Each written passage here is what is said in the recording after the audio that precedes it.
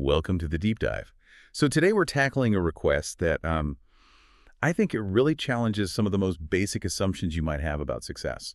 We dove into a whole stack of material, everything from sociological studies to investment banking analyses, and they all focus on the architecture of true wealth. Yeah, and specifically the signals of wealth, or maybe the profound lack of signals. Exactly, the lack of signal. It's a fascinating study in contrast because what we see laid out in the material is this complete disconnect between perceived wealth and actual power. Right? Our mission here is to really unpack that surprising truth that the real centers of financial power are often actively, and I mean strategically, hiding their position. And the sources just come right out of the gate with this powerful argument.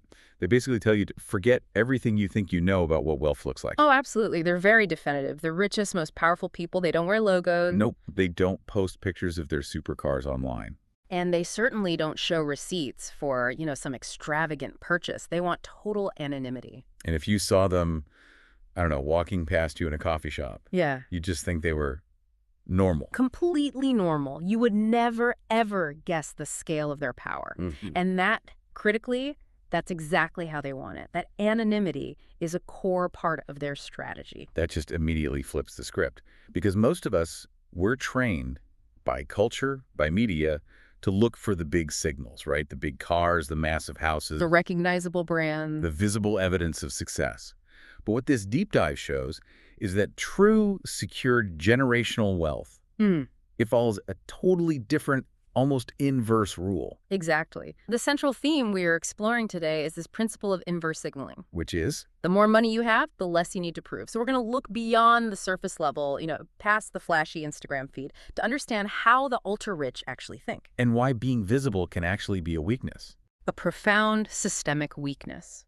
And we'll get into the complex, silent habits that ensure their wealth survives for generations. It's a fundamental shift in mindset. Okay, so if we're going to understand this sort of invisible empire, we have to start with the foundational distinction that the sources hammer home again and again. And that's the difference between new money and old money. This seems to explain why some wealthy people are so loud and others are so quiet.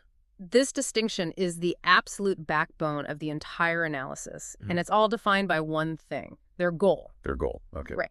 While both groups have a lot of money, their fundamental objectives are, well, they're complete opposites, and that leads to totally different behaviors and spending. So let's define new money first. How does the material describe it?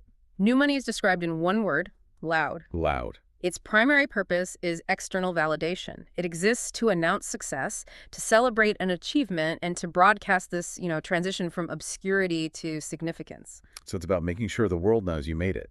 Precisely.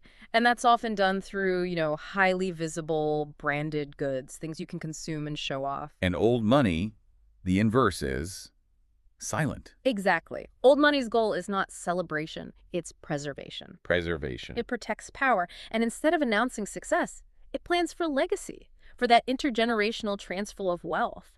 The entire focus shifts from proving your worth to ensuring the family's capital is secure and kind of hidden. But here's the crucial implication, the part that really feels like a warning in the material. Right. The sources acknowledge that, yeah, both types are wealthy right now in this moment, but there's this clear warning attached to being visible. That only the silent, the old money, survives the test of time. Yes, which suggests that the display itself works against your own longevity. It has to, because the moment your wealth becomes visible through what you buy, it becomes exposed. You have to start thinking of that display of success as a primary risk factor. For risk factor. How so? Well, visibility makes you a target. It's that simple. It instantly increases your exposure to, well, everything. Higher taxes, targeted scams, litigation risk. Predatory business partners, I imagine. Predatory business partners, social envy, which the sources actually note can be surprisingly costly to manage. That's a fascinating way to put it. We think of success as something you should celebrate, so shout from the rooftops. But you're saying the celebration itself is like a systemic design flaw in the architecture of long-term wealth. It is, because that loud celebration requires attention, and attention, one way or another, consumes capital. The sources really emphasize that visibility requires constant justification and defense, whereas silence Silence offers protection. It's just more efficient. Okay, that gives us the structural divide. Yeah. But that legal and physical protection is only half the story. We need to get into the psychology of it. Why? Yeah, the why. Why do people feel this need to be loud in the first place? What drives new money, or really anyone climbing the ladder, to show off? The material is very insightful here. The core driver. It's not what you think. Most people don't display wealth simply because they're rich. Oh, They display it because they want to be seen as successful. It's fundamentally about external validation. It's about negotiating your status in the world, not about your actual internal financial reality. so the luxury item, the watch, the handbag, the fast car, it's essentially a communication tool, That's it. a shorthand for status that you could just transmit instantly without having to, like, give a long introduction. That is the function of the signal. These displays aren't necessities. They're proxies for achievement. They're broadcasting very specific messages to whoever is watching. Like what? What's the message? I made it, or I made it quickly. I am powerful. And maybe most importantly, I deserve respect and attention. It's a method of negotiation, not an expression of already secured power.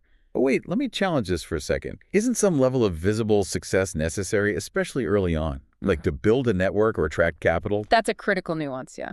If you hide everything, how do you signal credibility to partners or investors who don't know you yet? Right, and the research addresses that. It suggests that visibility is it's a transient phase. It's temporary. When you're first acquiring capital and building a reputation, you absolutely have to signal to gain trust and open doors. Okay.